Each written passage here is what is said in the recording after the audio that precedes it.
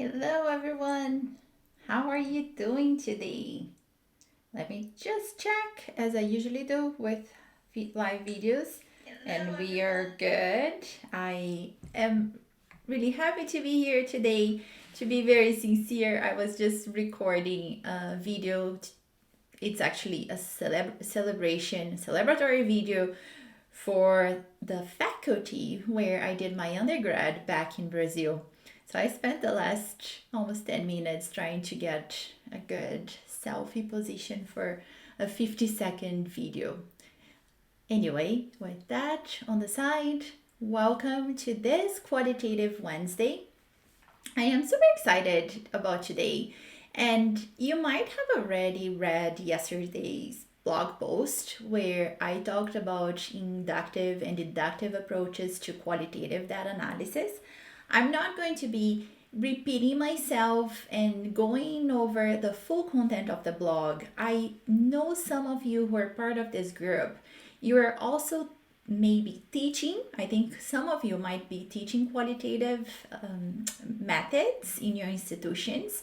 And I am also going to share what I do with the activity with the buttons that I mentioned in the blog.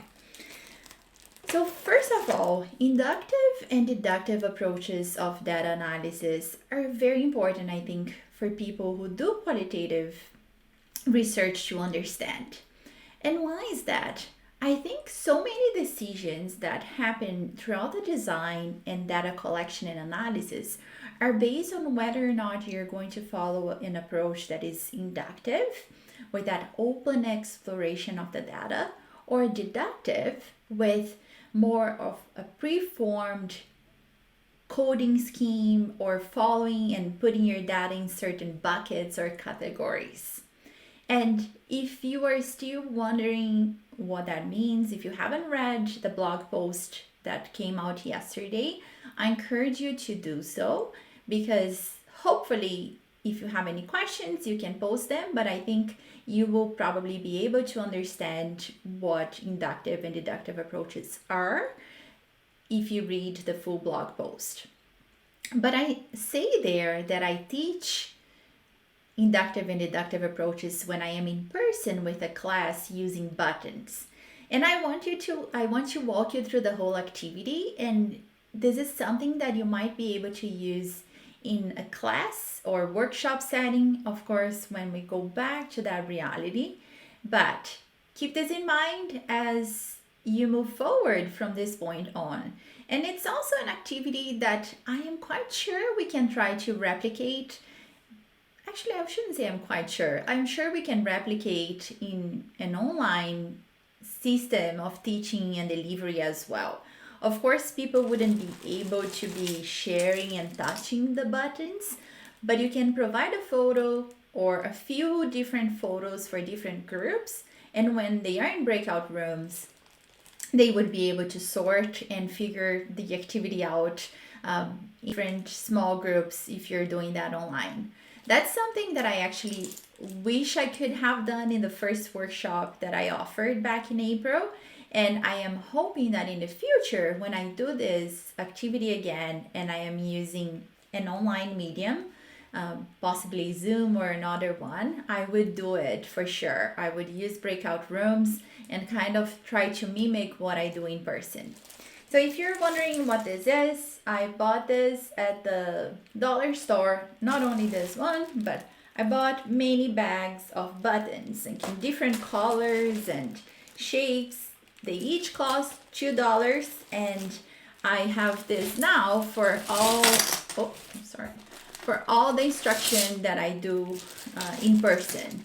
And what I usually do, I break the class in groups of 3 or 4 people, and I literally give them the bag. And when I give them the bag, I always also say that this tactile activity, so touching the buttons and like sorting them, is really nice as well. It's a really nice change for an in-person class where people will be sitting and just looking at slides and listening to you. I always like to joke that just like children, I think adults can also benefit from that type of activity where they are touching and feeling and sorting and using other parts of their brains. So I usually give them the bag and I tell them, sort the buttons as you see and think it would make sense to you. And people usually have a bit of a discussion. Some groups take longer depending on how many really small, tiny buttons were in their bags. Some groups do it pretty fast, and they usually go by size, shape, color, or the number of holes in each button, which I always make a side joke that I think it's pretty smart because it took me a long time to think about that one.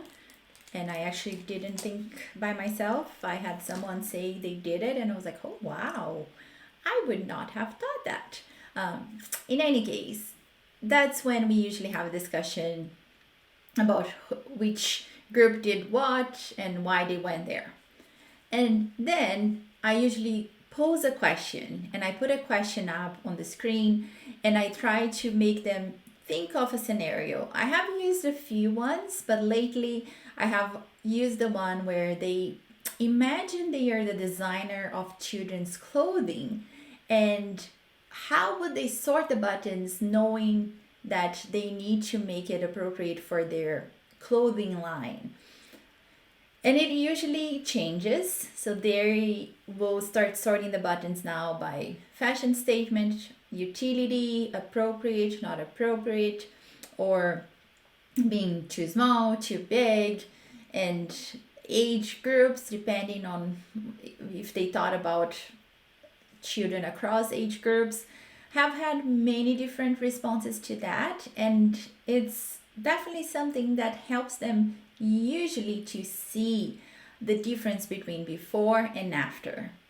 I have never asked them to take a picture of their sorting from the before with that first question and then the second question, but that's something that I would incorporate the next time I do this because I think it would be nice for them to have that visual and compare what the sorting was when they just did it inductively with that open exploration and just going with their gut versus the second time where they had a question that was guiding their sorting.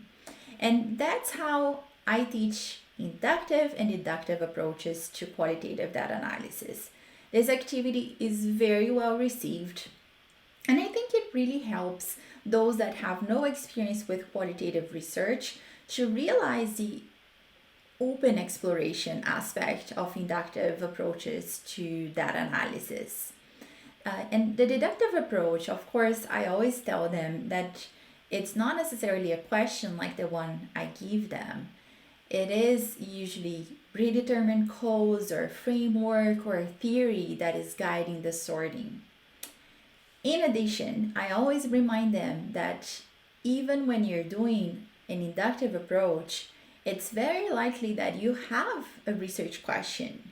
And the thing about doing it inductive is that you start with that open exploration, that approach where you're learning and really listening and reading your data and seeing what is coming from the data.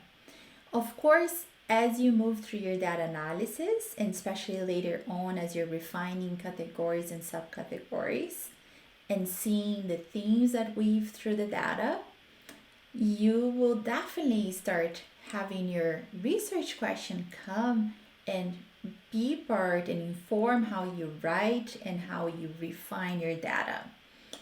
So just because you're doing the analysis inductively, it doesn't mean that you don't have a research question. And I hope that is clear. And it's interesting because usually that doesn't really confuse people when they're listening to my explanation.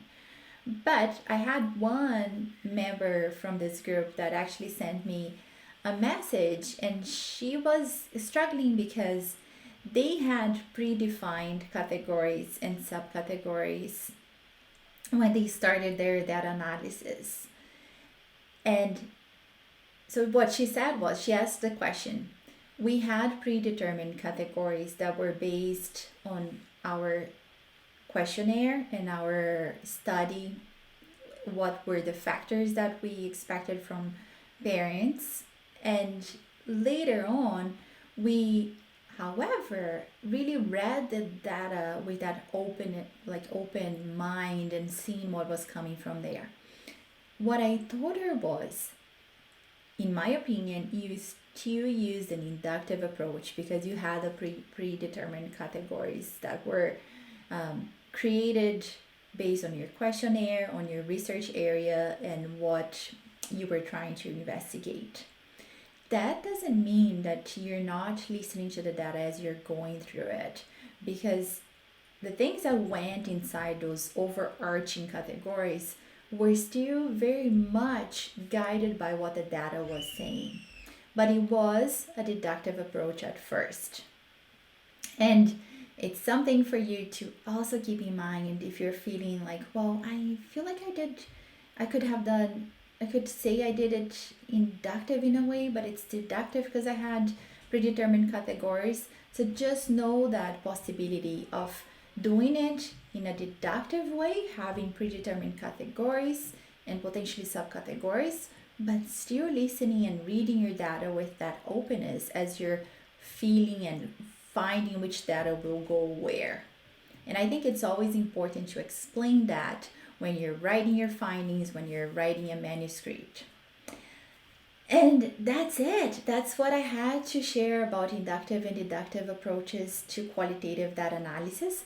I hope you also enjoyed learning about a potential activity for teaching this, either in person, if you can, or when, actually I should say when that happens.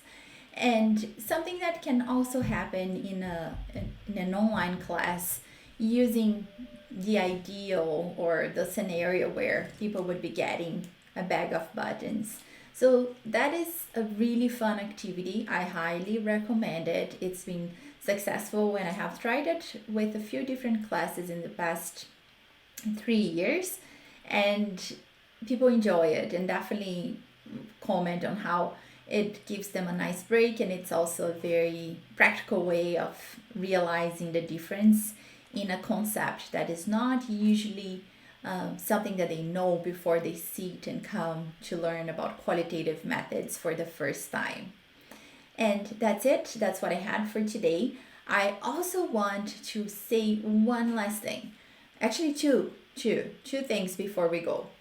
If you saw my post about questions you might have about writing proposals, feel free. I know sometimes being the first to comment is intimidating, and I have had people send me direct messages, and I'm totally fine with that. You can feel free to contact our team.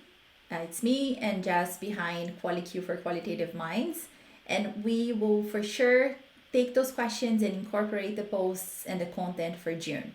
So you can send me a direct message on LinkedIn or through Facebook, and we are listening, and we'll make sure that somehow we address the questions about writing proposals in June. Second thing, I am actually recording the qualitative data analysis masterclass, and we'll be making it available to anyone at any point when they want to take it, and it will be available online at a bit of a lower cost because you won't have that in person, quote unquote, in person training and time with me, but it's going to be super fun. It will be offered through the QualiQ online school, and it should be ready to go and ready to be distributed or to be announced and available for purchase starting in July. So if you missed the April 28th masterclass and you were looking forward to having an opportunity to learn more about 3 different techniques or approaches to qualitative data analysis, that is coming pretty soon, and it will be available on the QualiQ website, www.qualiq.ca. That's it.